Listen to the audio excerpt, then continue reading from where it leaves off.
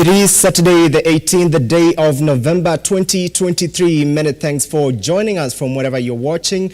My name is John Matava. Tonight on Lookup Weekend, we have a lot for you, including the Ruto comes to clear with the G2G oil deal, and of course the status of the floods in the country. That and much more coming up just after the highlights.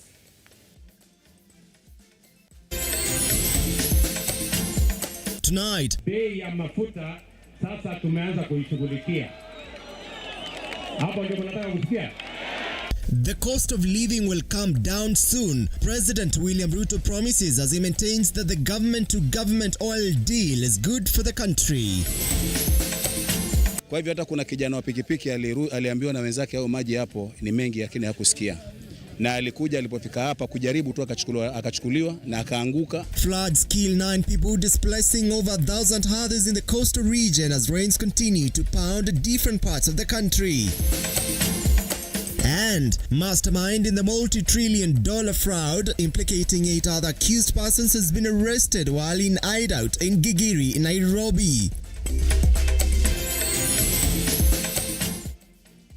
Welcome to the program tonight. Our sign language interpreter is Josephine Aoko. Let's get started. The fuel agreement between the government-to-government, popularly known as the G2G, was conducted openly and transparent. This is according to President William Ruto. He said, pouring cold water on the claims of AZIMIO leader RAILA ODINGA that the deal was a scam and avenue for corruption. Bei ya mafuta sasa tumeanza kuishughulikia. Hapo ndio tunataka kusikia. President William Ruto has defended the G2G fuel purchase plan, saying the transparency in the plan has led to East African countries to follow it. The president said these were launching road construction in Kirinyaga County. Ile mkataba niliweka na wale watu wa Saudia na wale watu wa UAE. Saa hizi majirani zetu Uganda, Tanzania, Rwanda wanaenda kutafuta vile nilifanya. Kwa sababu vile nilifanya ndio imetusaidia, hatuna matatizo katika masoko yetu na mafuta tuko nayo ya kutosha. The Kenya Kwanza leaders poured cold water on Raila Odinga's claims, terming him as one who has mostly contributed to the decline of the Kenyan shillings to the dollar. Yeye mwenyewe anajua he was the sole guarantor and underwriter of ile mambo ya deep state, ya state capture na corruption yenye ilifanya bei yetu ya mafuta na shilingi yetu izorote. Sababu walishika bilioni 2 dollars, $2 billion. Hiyo ni bilioni ya karibu 300 pesa ya Kenya. Wakashika wakaweka kwa bank moja ambayo walitumia state capture, na hiyo bank mnajua ni bank ya nani? Si mnajua ni bank ya nani?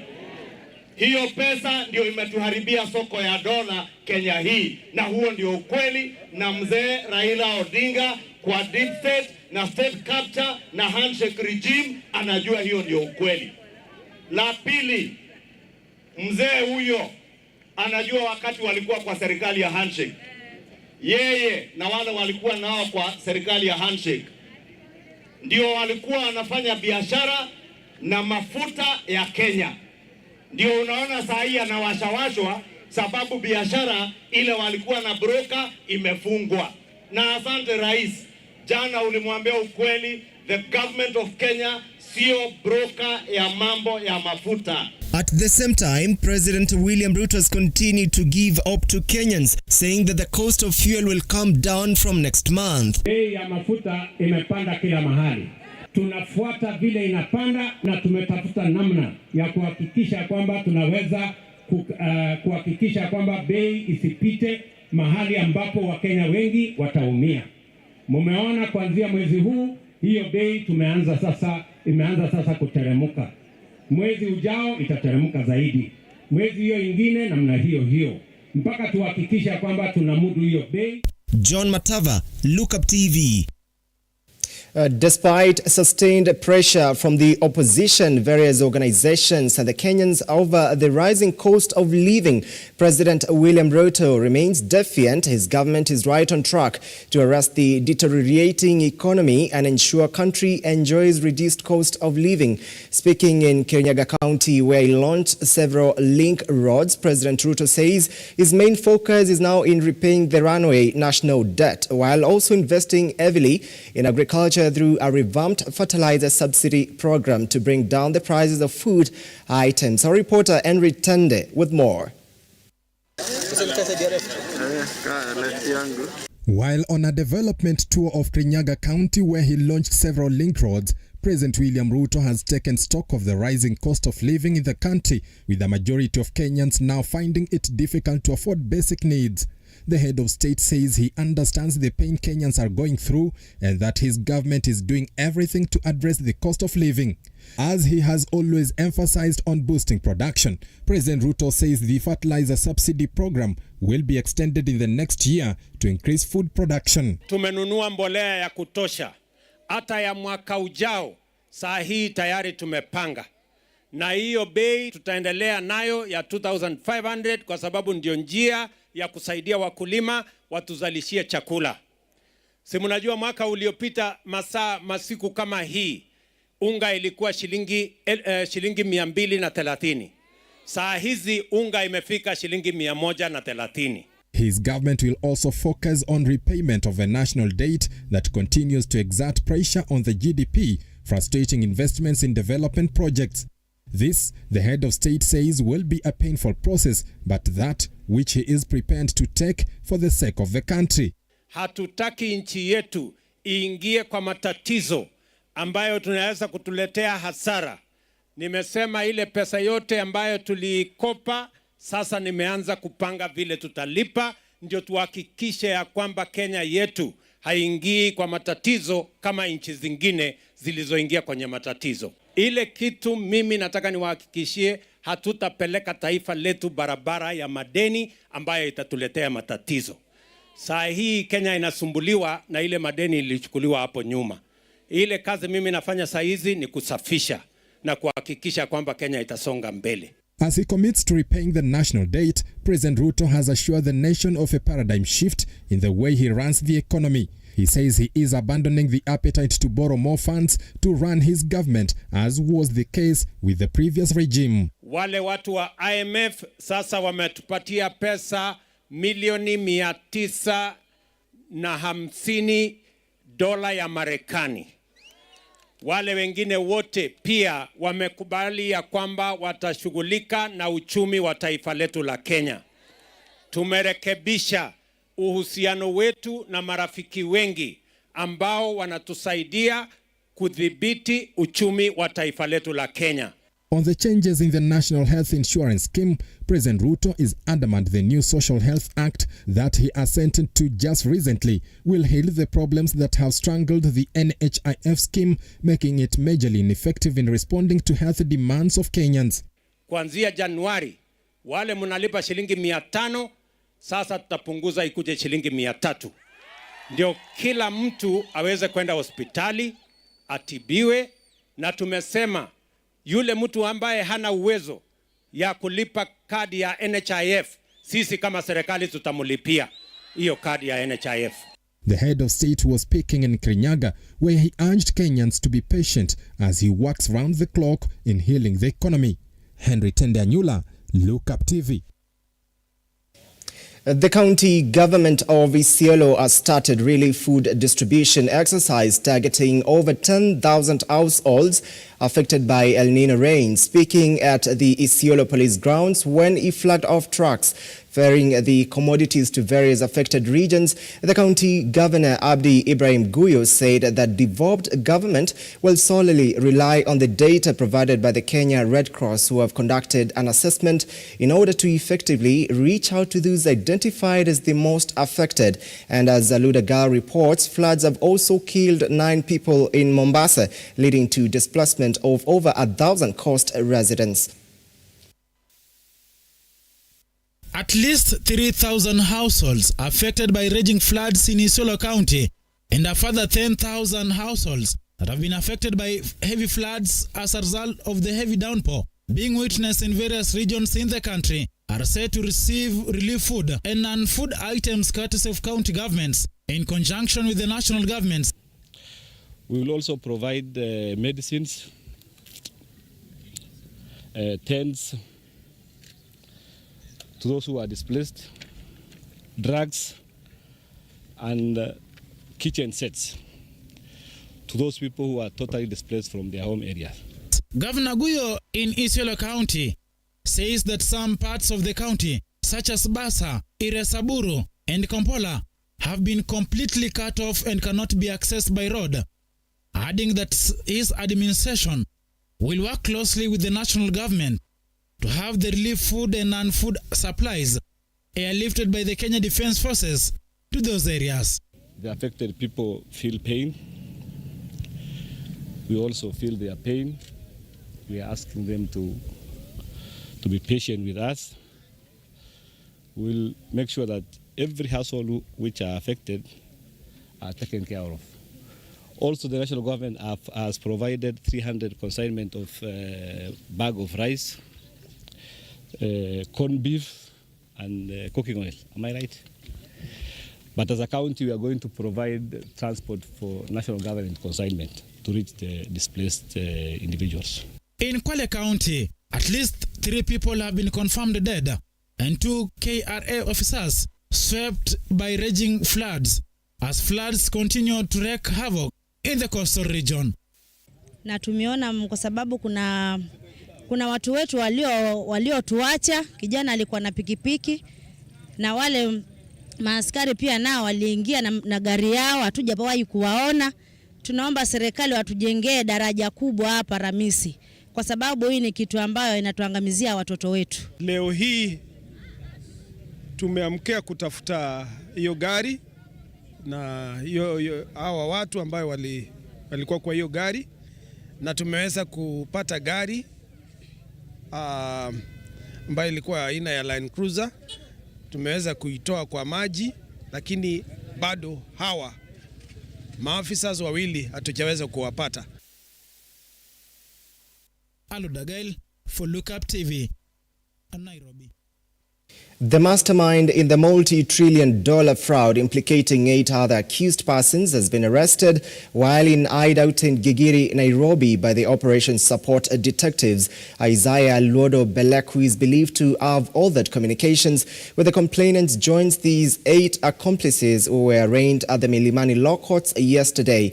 Charges of conspiracy to defraud, being in possession of forged bank notes, and possessing police uniforms were preferred against the accused, who pleaded not guilty and sought to be released on a bond.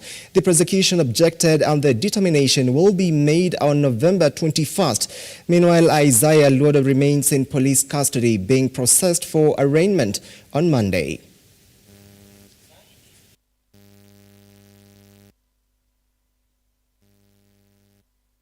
Mental health experts and neuroscientists have called on developing and low-income economies to invest in mental health in the just concluded 3-day mental health conference in Nairobi. During the conference, the Ministry of Health revealed that in 2021 alone, mental health treatment required 62 billion Kenyan shillings, with the World Health Organization estimating that globally depression and anxiety cost the world economy $1 trillion per year in the lost productivity. Globally, mental health receives just 2%. Imagine that, just 2% of all health funding. And the figure falls to 1% in lower income countries, 1%. In lower income countries, only a third of national health insurance plans cover mental health conditions such as depression, and there are just 2 mental health workers for every 100,000 people. There's a lot of stuff that we're learning every passing day about mental health and neuroscience. And yet, despite all this progress, despite everything that we are learning, everything that we're doing, people in the low and middle income countries continue to suffer a heavy burden of mental ill health and neurological problems, and we're not doing enough to address this. The operational model is to empower and strengthen neuroscience and mental health research and interventions through capacity building and partnerships, connecting the rich tapestry of academics, research and healthcare entities, and communities of lived and living experience. Today we stand in the intersection of science, of policy, of compassion. Recognizing and addressing the complexities of mental health and brain health requires a very united and very interdisciplinary action. The United Democratic Alliance, UDA, has postponed the grassroots elections that was slated for December 9th, following a deliberative meeting of UDA's National Steering Committee, chaired by the party leader William Ruto. The party has resolved to postpone the elections to 12th, 19th and 26th of April 2024, respectively.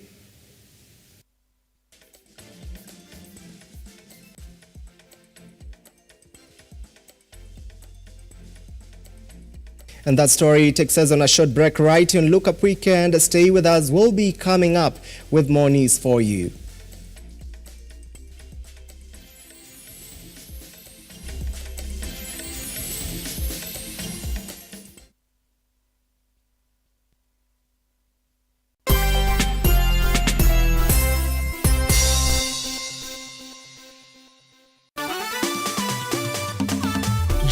Jaza mfuko na chapa kila nusu saa. Cheza tatua tatu na 10 bob tu na ushinde jaza bonus ya 10,000 Kenya shillings kila siku. Istoshe, ukicheza na 70 bob au zaidi, utakamua guaranteed bonus ya shilingi 5,000 dakika 30 zijazo. Si hayo tu, jaza keja na home makeover. Jaza parking yako na a brand new tuk-tuk au pikipiki. Hapa ni kujaza na tatua. Nenda kwa M-Pesa, chagua paybill number 150 chagua namba zako 3 za bahati kati ya 0 na 9 ukifuatanisha na neno Lookuptv. Cheza na kati ya shilingi 10 hadi shilingi 1,000 na ujaze mfuko na chapa kila nusu saa.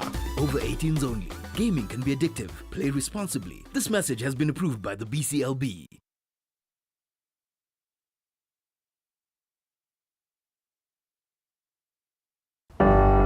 The story we're telling today is a story of passion in practice that grows into business. We have partnered with the Youth Fund, talk to as many youth as possible and work with them, hold their hand. It is an expose of captains who have decided to take on challenges in different sectors and industries within the country. My mentors had also not started as CEOs. They grew up and they showed me how they grew in the organizations. So that's what motivated me to actually do international business. And it was a good experience. As an individual, support in bridging the care gap, part of me also to offer a solution. I want to leave this world a better place than I found it. This is the Captain's Arena. My name is Simba Elijah Charles Kiage.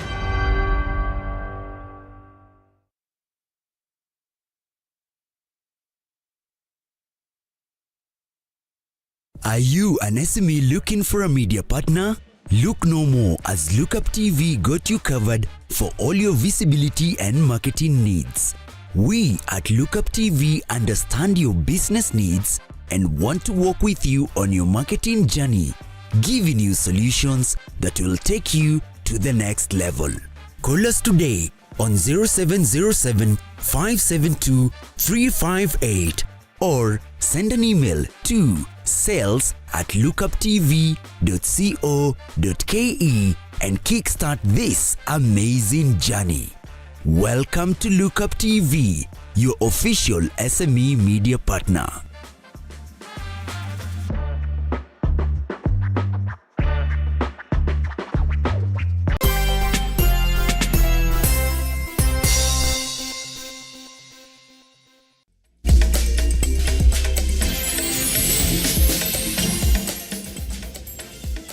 Welcome back to the program and thank you so much for watching. Businesses was brought to a standstill in Chepareria area, Kipkomo sub-county on Friday after hundreds of early childhood development education teachers led by their national chairperson of the Kenya Union of Pre-Primary Education Teachers, Lawrence Otunga, converged at the Mercy Center to protest poor remunerations and lack of confirmation. The teachers also maintain that the salary they receive doesn't reflect on what they are supposed to receive.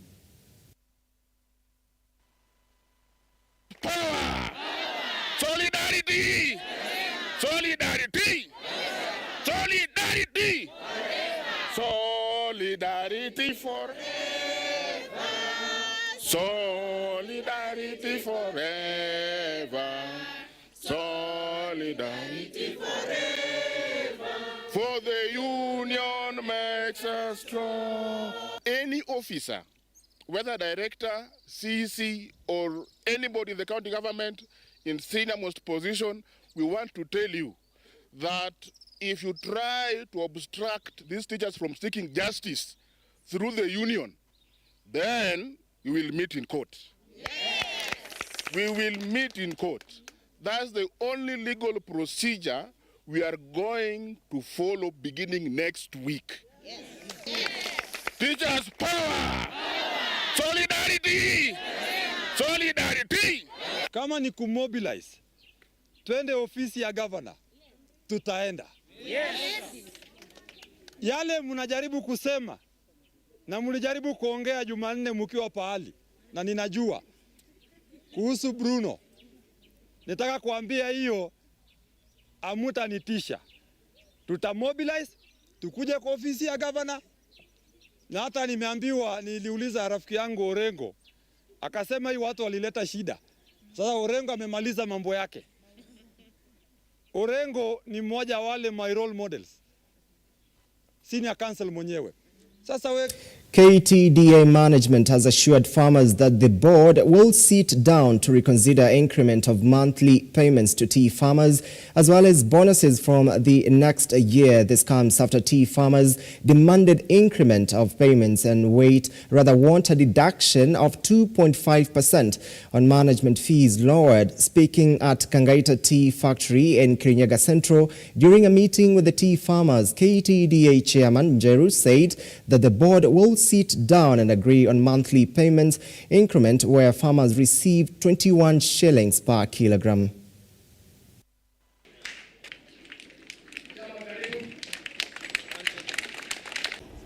Hii pesa ya mwezi tunaongezeaka ama tukiongeza vile mliongezewa shilingi 5.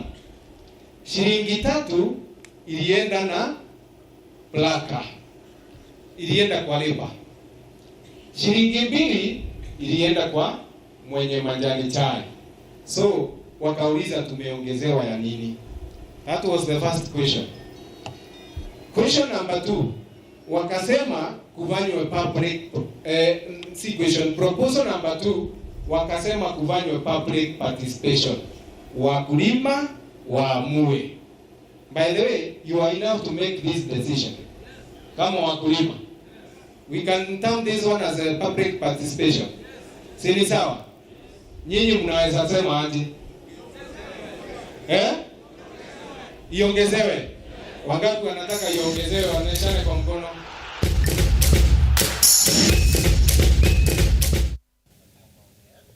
Welcome to some sporting action. After losing to Gabon 2-1 in the first leg at Libreville, national team Harambee Stars held their training at Abidjan in Ivory Coast ahead of their second game in Seychelles. In Group F, Harambee Stars must score against Pirates in order to revive their hopes of qualifying for the 2026 World Cup.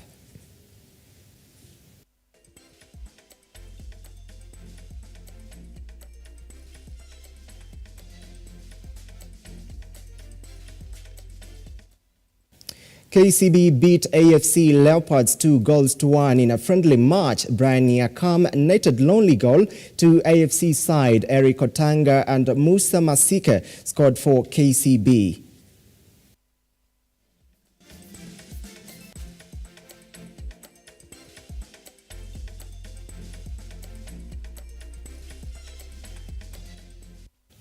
And now scales from West Pokot and Brenda Tuwei from Elgeyo Marakwet counties have been crowned the Neglected Diseases 10-kilometer charity run champions that took place on Saturday in Kacheliba, West Pokot County.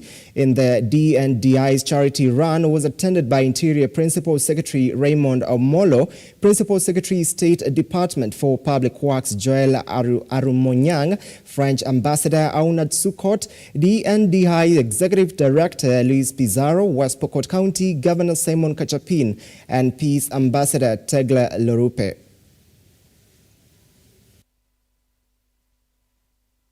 Nashukuru kwa siku ya leo kwa sababu tumekuja hii race.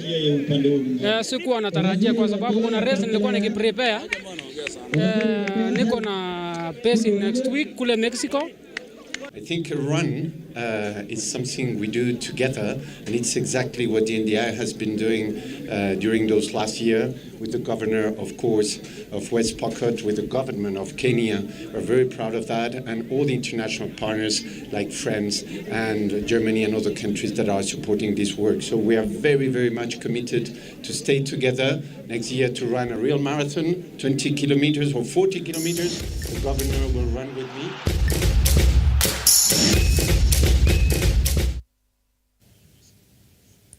And indeed, that is it from the desk tonight, right here on Lookup Weekend. Many thanks for watching. My name is John Matava. Our sign language interpreter tonight has been Josephine Aoko. And of course, many thanks to those that made this bulletin a success, my director, Danon Rondo, and my teleprompter controller, Jeremy. Many thanks for watching. Have a great weekend.